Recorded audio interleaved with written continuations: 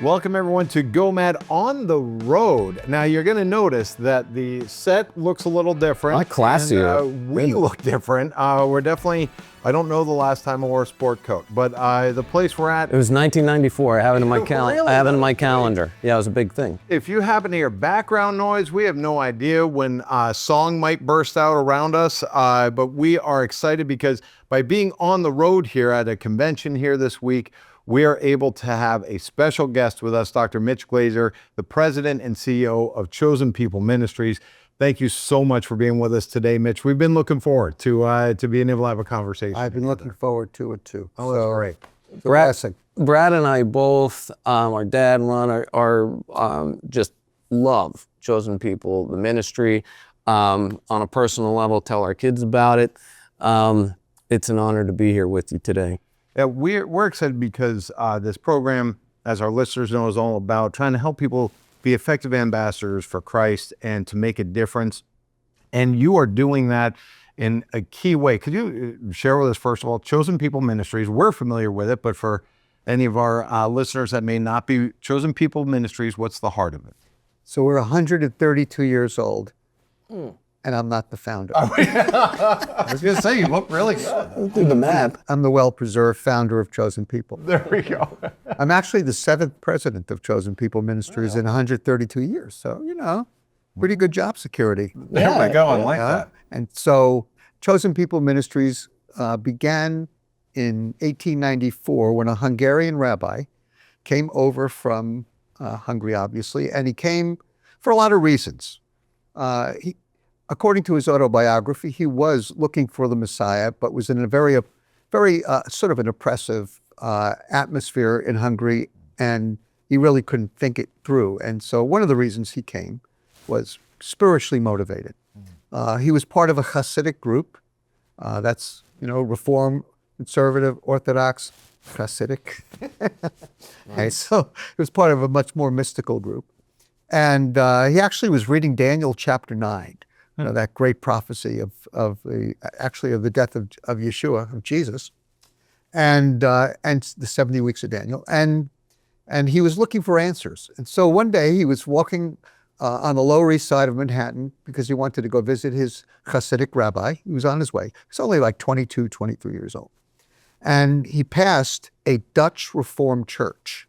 Okay, now there were a lot of Dutch Reformed churches around the New York area, northern New Jersey, and places like that. And so he was walking past a Dutch Reformed church and saw a sign in Yiddish, which is the language my parents spoke when they didn't want me to know what they were saying. It's a secret Jewish one. So it's a lot of Ashkenazic Jews. It sounds like German, and it's written in Hebrew characters. Oh. And it's made a little renaissance, but anyway. So he was preaching, whoever was inside there, in Yiddish. And it was like a 20-year-old Polish Jewish guy who had just come over from the UK and was working with Fifth Avenue Presbyterian Church. It's a great story.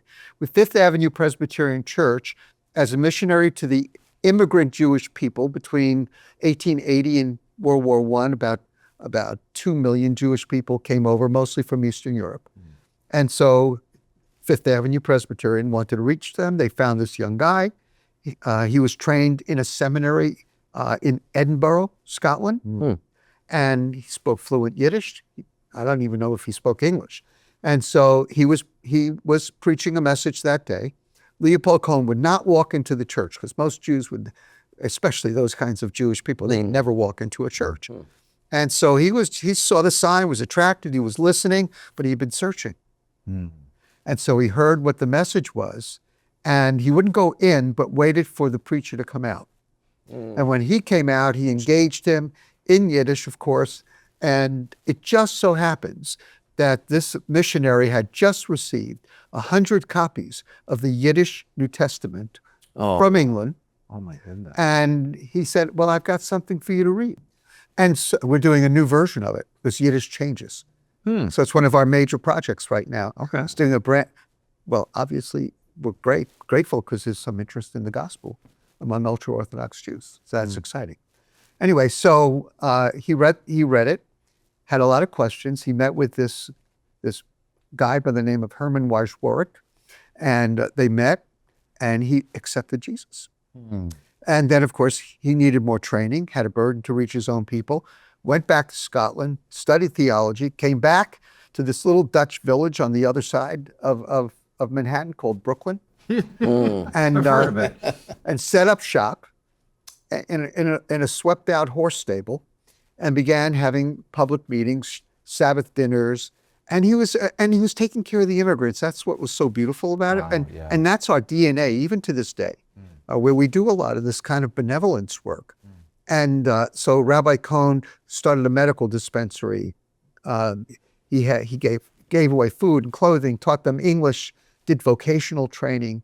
And a lot of the stuff that we've been doing over the last number of years, particularly in Israel, as there's been massive immigration of Russian-speaking Jewish people from Ukraine and Russia, and many of those other FSU, former Soviet Union regions. And we've had the most incredible ministry of doing benevolent physical help, giving material help. And it's been a great blessing. Is that how a Christian reaches a Jewish person with the Messiah? To be blunt, in America, it probably won't work that well. Jewish people are suburbanized and don't have you're not gonna get a doctor for a Jewish person, right? Right. Yeah. So, but the principle's true, and that is love always succeeds. And if you understand people's genuine needs, which means you need to listen to them, you still have people who are lonely, who are getting old, who have needs that you can discover. And if believers are sensitive to that, no matter where they are in the world, then you can show love by doing something. And that a Jewish person understands. A lot of people who think they know something about Judaism talk about the belief system. That's not the heart of Judaism. The heart of Judaism is what you do, not what you believe. Wow. And so Jewish people, when they see what people do, evaluate their spirituality on the basis of what they do, not on the basis of what they believe. And so that's a great gateway into the heart of a Jewish person. And that works everywhere. And there are a lot of parallels today. Faith, hope, and love. The greatest of these is love. And it turns out that's the language that everybody understands if you start there. So that's from the history of chosen people, but how did you encounter Jesus? How did you get connected with chosen people? In many ways, it was a similar testimony, Now, he was a Hasidic Jewish guy who really studied the Torah and the Talmud, was a really good Jewish boy. I was a good Jewish boy up until about my bar mitzvah at age 13. And then I became a very bad Jewish boy. And I was living in a very rough neighborhood called Queens, New York. No, it wasn't rough. There were rougher neighborhoods. No, I was a spoiled brat, really, is what I was. And so my parents didn't deserve me. And so I got involved with all sorts of things I shouldn't have gotten involved with. And of course, the capstone of it was this was 1968, 69. So I got all involved with drugs. And then I went to the University of Bridgeport in Connecticut, and I actually majored in unregistered pharmacy. Really? That was a major they were offering back in the 60s. Unregistered pharmacy. You don't say. Is that what they called it? I gotta look that up. I'm guessing that's off the books. It was good. There weren't many taxes that I had to pay. And Goodness. And then I minored in marketing. So when I turned 19, because I left Bridgeport, Connecticut, University of Bridgeport, went out to San Francisco where everybody was going. Oh my goodness. And me and a bunch of Jewish guys built a houseboat in Sausalito, California. Oh man. The best I could say is that it did float. It was horrible. It was like we established our own ghetto. It was just terrible. Were you an official hippie? Well, I didn't have a flower in my hair, but you didn't like flowers in the hair. Gotcha. Yes, I was absolutely a hippie. And so, but what happened is my two best friends became believers in Jesus. They were witnessed to by a couple of Gentile Christians who picked her up hitchhiking. Oh, wow. And they ended up leading her to the Lord and taking her to the, it was such a typical story, but it's so real to me, and took her up to a commune in Southern Oregon. Okay. And there were like 50, 60 people, all ex-hippies, praising Jesus. I'd say a third of them were Jewish, and most of the Jews were from New York. Wow. And so she got discipled there, if you want to call it that, and then came back down to share the gospel with me and with my other friends. And of course, I thought she was nuts because my Hebrew school was more Orthodox, so I knew more than all of them. Didn't believe a word, but I knew more. And so it broke through. And so I went up to Oregon. Now, this is where parallels Leopold come. So when I got there, I found out that in Coos Bay, Oregon, this little commune was out on a peninsula, and the peninsula was owned by Weyerhaeuser. Now, Weyerhaeuser cut trees and made paper and other things, okay? Turned out that Weyerhaeuser actually, I didn't know it or could care less at that time, and I wouldn't know what it was, but it was a Christian business. Where the Weyerhaeusers were a very godly family. And so maybe they prayed for their properties. I don't know. But this was filled with hippies, and I got up there, and I was ready to argue with the old guy. He was in his 50s. The old guy who was running the place, had a long beard, no mustache, kind of looked like a cross between an Amish person and a Hasidic rabbi, but I was really angry at him for converting my friends. And I was assumed he had drugged them, And so I was very upset with the guy, and he just smiled, looked at me, said, "Those are good questions, Mitch," which they were terrible questions. He says, "Those are very good questions." It was my first experience with Christian love. Wow. And patience. And honestly, I don't want to over dramatize it, but I saw Jesus in his face. I just didn't know it was Jesus at first. So kind, so wonderful, so loving. Wow. And he kept handing me a Bible. He said, "Look, if you've got good questions, but here are better answers. Just read the book." I said, "What's the new part there, He says, "Start with yours." I said, "Start with yours." I love it. I said, "So it's ours, huh?" Pretty savvy for That's great. For an Oregonian, That's so good. And who didn't know many Jewish people. So I began reading the Bible, and I loved it. Went back down to Northern California, and I prayed, "God, if you're there, show me how to get to you." Wow. And I had just been so love-bombed by these people, and they fed me, and they took us on hikes, and I kept saying, "Why do you do all this?" And they said, "No reason. We just love you guys." And I thought, that drove me crazy. And so it provoked me to jealousy, Romans 11:11. Wow. Right? Wow. And so I prayed, and that night, well, it probably happens to a lot of people, I found the New Testament in a phone booth in the middle of the redwood forest. Oh, of course. I've heard many like times. so many. And the good and the best part was it was a good news for modern man, which I would not have selected that translation. But I only had half a brain because of the drugs I had used. So it had dripped, And so I began reading Good News for Modern Man. It was in regular English. And if God had left me with a King James, I don't know what I would have done. Yeah. I could barely handle a New American Standard, And so I began reading it, and I just couldn't believe that I prayed and God left a New Testament in the one phone booth in the middle of a camp. My goodness. Now, it was a campground, but I didn't know this at the time. It was actually a Christian retreat center. Oh, wow. Really? So there were Bibles everywhere, but I never noticed them. I have to ask, when you say Good News for Modern Man, is that the one that said good news on the cover? Yeah. Oh man, I saw that growing up a lot. That in the ministry. With the spit figures. Yeah. Yeah, but I felt comfortable because, because Jesus had long hair like me, Yep. And so I read it from cover to cover, like within 2 nights. I didn't even sleep. My kids I was a camp counselor for Marin County Board of Education, 5th and 6th graders, and teaching them about the Redwood Forest, which I knew nothing about, but I knew more than them. And so I read the New Testament, and all I could think about was Jesus, Jesus, Jesus. And then one day I just said, yes. Now, I had become heavier and heavier with my own sense of shame and guilt and all these terrible things. I actually felt fine till I started reading the New Testament. But then I began, and I knew very little about my own sin, even reading through the New Testament. And so I was really driven to Jesus. And when I was forgiven, it was the most amazing experience, and I was transformed. Wow.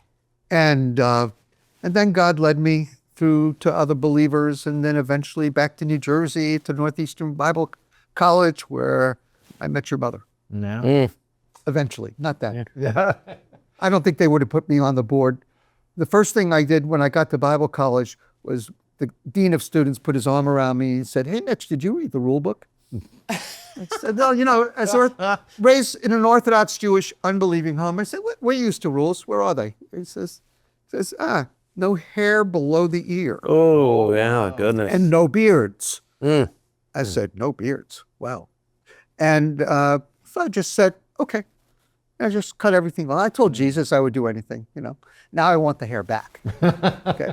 So I got that cut off and graduated Northeastern in the middle of a chapel in my second year. The president of the Bible College, Charlie Anderson, was preaching, and I just knew God's calling. I should have known it maybe, but I didn't know it was for me to go back and reach my own people. Wow. And so I began serving the Lord with a little Jewish mission in New Jersey, and eventually God led me to various Jewish missions, actually Chosen People Ministries, which was called the American Board of Missions to the Jews at the time, Okay. and then ABMJ, and then we broke off from the ABMJ and became Jews for Jesus. I stayed with the breakoff.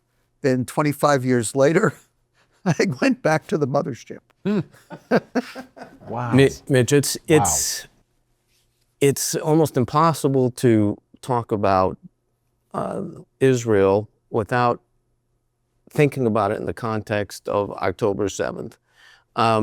Even though one of the most heartbreaking news days personally I've ever experienced. I remember my wife and I just crying through how can this be happening? And as heartbreaking. Thank you for that response. Oh my goodness, I still feel that way. But almost as heartbreaking to us, we start to notice that somehow the younger generation, Gen X, millennials, having a very different response than folks in my generation were having, because for lots of reasons, where you get your news and all that, but all of a sudden, words like, colonialism and occupiers coming out and going, how could you possibly be responding this way? And listen, I'm Jewish. I never thought of myself as a white colonialist. That's. I guess not. Yeah, and so I mean, I was guess colonized usually. I guess my question is, is there it's social media. There's a lot of reasons for it, but is there a way to back for I can help young you. people like that? You with that. It's a great question, and I'm glad that you guys care so much. As I became president of Chosen People Ministries, Israel was, of course, outside of being a New Yorker, but Israel was definitely sometimes number one, sometimes number two, but always foremost, so to speak. And when we came, we had a few missionaries to Israel. Now we have about 25 staff in Israel. Wow. And so with families, with lots of kids. And so we were deeply, deeply impacted. I was preaching that morning at a Messianic congregation in Houston, Texas, when everybody began looking at their phones because, we were a bit behind, and it was a Saturday. And when it came out, the whole congregation just wept together. And when we began realizing it wasn't just the slaughter, it was the kidnappings, it was the rapes, we heard about a lot really fast. And I brought in our leader at that time on Zoom, and or Skype, whatever it was at that moment. And yeah, it was Zoom. And it was just a heartbreaking time. I think one of the most important things that we need to do when we're talking about this issue of the changing attitudes of young people, and that is you have to differentiate between the younger evangelicals, born-again believers, and the not yet born-again believers. I think that's critical, okay? Because they have different inputs. True. Because the parents are helping It's some. assuming they're second generation believers, Right. which is not always the case. Right. Okay, and so we measured the evangelicals to see, because their numbers are going down too. Mm-hmm. The not yet believing kids at NYU and UCLA and UT and University of Chicago and outside of university, because it wasn't just university kids, there was some older ones. They're in an echo chamber in social media Yep. where we all admit, as Jewish people, and my Israeli friends will admit it too, is that the Palestinian leadership, particularly Hamas, and to some degree the Gazans, they just did a much better job of giving input through social media Interesting. and than the Israelis did. Now we're catching up a little bit. Mm-hmm. So that's with the unbelieving people. But for us, and for most of the people listening to the podcast, you're probably believers. You probably have believing children, or you might be those believing children. And so what's the input there? What's happening there? Well, quite frankly, in the survey that we're about to release, that by the time you see this, we probably would have released. Excellent. We do age cohorts, and we trace it all the way through from probably 18 to 65 plus.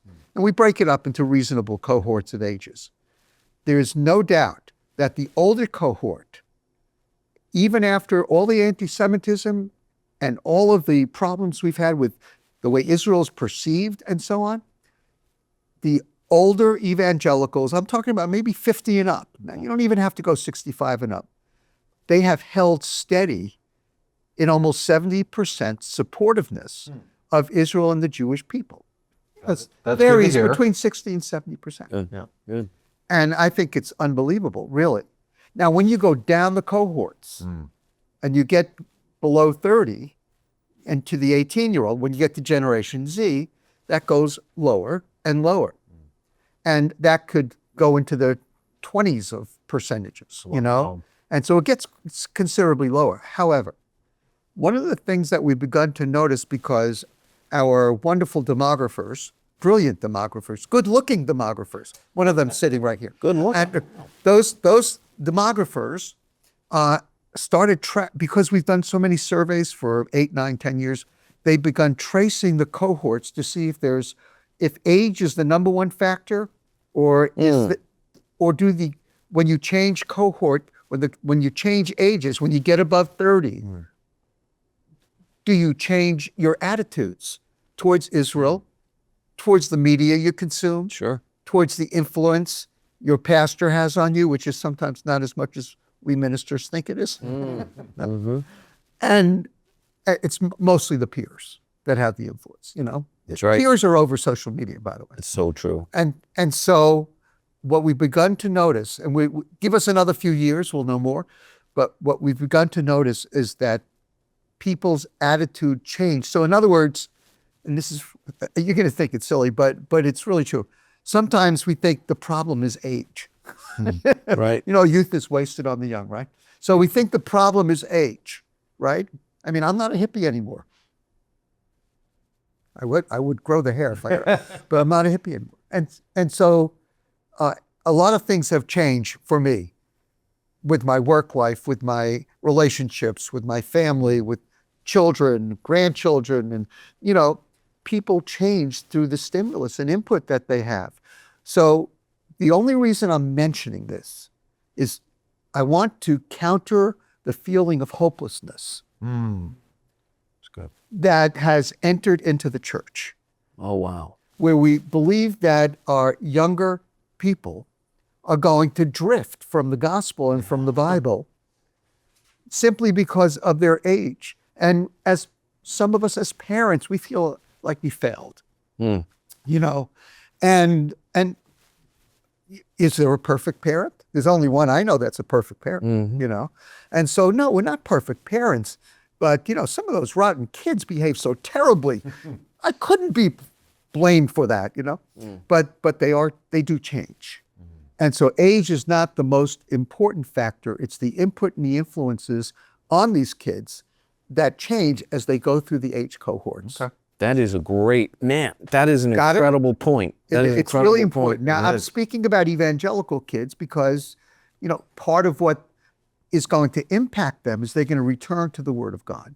And they're going to be influenced by, if they're in an echo chamber, it might be an echo chamber where you have a lot of godly influence. We always talk about being an ambassador to your family. That's where your ambassador for Christ, being an ambassador for Christ starts. And in this type of situation, just don't, I try to tell friends, don't assume that your kids are just going to always have get the same information that you're getting. Help them understand the context. It's never a great idea to bark beliefs at them and say, well, this family believes this way, but assume that they're not necessarily getting all the news correctly from the sources that they're getting it from. What? And we'll talk about it later. I know it's hard to believe. That's tough. But help them understand the context. I've done that with my own kids, and I think because I was shocked that it caught me by surprise that there could be those kinds of feelings. Did you not watch the news? Did you not? Not with my own kids, but just no, we didn't watch the news. Yeah. But the assumption that they know the history, so part of a good ambassadorship is obviously starting with God's word, which is where you can find God's heart for Israel. I think going, sort of leveraging off of the ambassadorship idea, I think that Gentile Christians can be great ambassadors to the Jewish people. Mm-hmm. Of course, we want to see our Jewish friends come to know Jesus as Savior, but there's more. And actually, our survey bore that out. That evangelicals don't simply love Jewish people because they want to see them get saved. Whoa. Evangelicals love Jewish people because they love God, they love the Bible, they read Genesis 12, 1 through 3, Wow. and they believe God's covenant with Abraham continues. And that has been borne out over and over and over again in our surveys. At first, I couldn't even believe it. You answered there. My other question for you was going to be effective way to be ambassadors. And I hope people really heard what you had to say and let that sink in, because it's not just about Evangelism. Yeah, it is. It's about love. Loving them. Yeah. It's about love. That's powerful. And love and support. I mean, every Christian pastor and church and that, sometimes we're like firemen, firemen run into the fire. And it was not lost on Israelis and Jewish people in general when Christians didn't cancel their tours and they came in as fast as they can. Now, it wasn't easy to get an airline, but they came in as fast as they could, and even today, people are going to Israel. And I know we're gonna run out of time, but let me just tell one quick story. Okay, that's what preachers mean when they're about to go another half an hour. But let me just tell one quick story. So we Chosen People Ministries, I told you, we have a large staff in Israel. God is really working among young adults in Israel. There are a lot of these people, these young adults who did not grow up in believing homes, who are coming to faith. They're searching. Listen, when all hell breaks loose, you look for heaven, right? And so they are doing that. But we had a rented center in Tel Aviv, and it got too small, so we raised some money. We built a beautiful center across the street, and it's in a large condominium building. We have a commercial floor, and I took about 70 people, Christians, to dedicate the center. So we got there, and of course, we got there. It was still, there were rockets coming in from Gaza, from the Houthis, and and we did spend quite a bit of time in bomb shelters. I call it Mitch's bomb shelter tour, but it wasn't that bad until we went to war with Iran. Those Iranian missiles were like, forget it. You're in a whole different category. They rock everything. And so we spent a lot more time in bomb shelters. And then we came up for air, And it came for the day of the dedication, and Israel said no religious services today, anywhere. So I said, okay, I'm a New Yorker, right? I know how to negotiate. So I said, okay, so it's not religious service. We're going to take them all over to the new center and do a walkthrough. It's not a religious service. And so I brought them over to do a walkthrough. What could happen? And so we did the walkthrough. Then we came back to the hotel, we sang together. We didn't have a religious service. And we were right next door to the bomb shelter, which was the point, for safety. Anyway, families got very upset with this Iranian war, so they said, get our people home. And so we had to figure out how to get them home. There were no flights going out of Israel, so we figured out a way to go through Amman, which was usually a 3 or 4 hour trip. This was about 8 hours. So getting through Amman into Jordan and then flying out from Jordan. So I became the anti-Moses. Oh, wow. I brought the Oh my goodness. I brought the people out of the promised land into Jordan. Okay? Oh my goodness. Wow. And then we had the miracle of renewing like 70 plane tickets. Okay? And for some reason, we were able to get a lot of them. So we got almost everybody out. Captain goes down with the ship. So I left one of the last people. And as my wife and I are walking through the check-in areas and putting our hand luggage through, we heard a siren go off in Amman. Now, it wasn't that they were afraid of a direct hit from Iran, but if there was something above and shrapnel fell down, then they wanted people inside. And so we're walking through, we heard the siren, and my wife and I just felt unsettled by that. Now, remember, we've been used to these bombs coming in, but this one was very unsettling, and we knew it wouldn't hit. So we stopped and prayed, and then walked through it. And that was almost the exact same time that our brand new, beautiful center was hit by an Iranian missile. Oh my goodness. Yeah, but that's not the end of the story. So a 30 floor condominium unit with very expensive condos was like sliced. Wow. The whole end was sliced off and it was destroyed. Yeah. Our place was not too bad. We had to do a lot of work and it was a little expensive, but we've done most of the work, but we can't get in anyway because the rest of it's not operable. Wow. And so it should be done in 2 years. So we just need a little patience, But when we eventually, we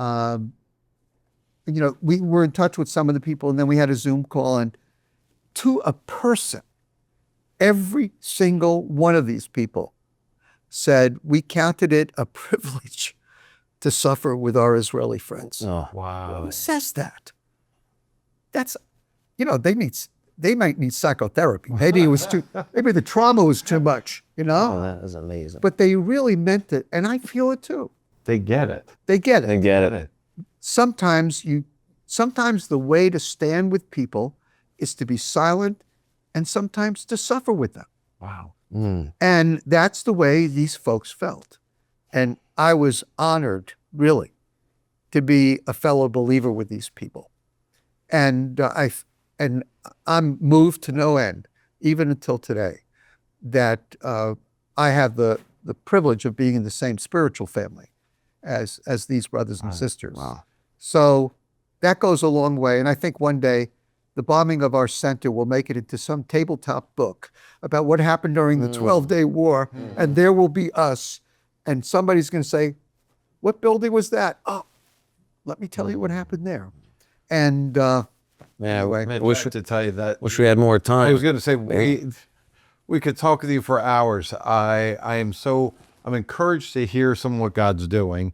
I'm grateful for the challenge that you pose to us as well, and to God's people who need to be making a greater difference and need to have eyes wide open on these things. I'm also stunned, as I know Doug is, to have someone sit here who's talking about being in a bomb shelter, missiles coming in. We haven't had a guest that has shared this aspects. I can give you a list. So I hope our listeners get Yes. how real this is, how important it is to be aware of these topics, because it's And do something about it. yeah, because it is real life. And my prayer for those that are checking out this podcast is you will go check out Chosen People Ministries. Yes. Learn more. Please do. Because it is such an important part of the body of Christ in today's world. I think we do have to wrap it up here, We do. but I will say that we have been talking to a Make a Difference person with a Make a Difference ministry. And so to all our listeners, until next time, Go mad.